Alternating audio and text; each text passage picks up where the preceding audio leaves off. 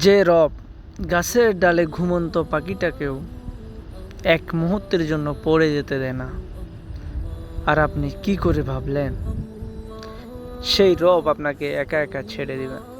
সুতরাং ধৈর্য ধরুন, অপেক্ষা করুন, শেষটা সুন্দর, ইনশাল্লাহ হবে সুন্দর। ইচ্ছেগুলো পূরণ হয় না বলে মন খারাপ করি না, কারণ আমি জানি আল্লাহ সব সময় উত্তম জিনিসই দেন। ইনশাল্লাহ আল্লাহ অবশ্যই আমার জন্য যা রেখেছেন তা উত্তম।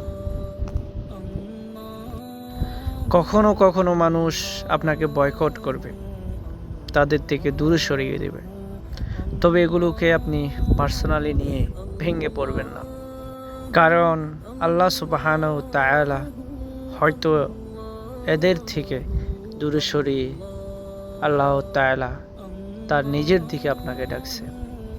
হতাশ হওয়ার কিছু নেই।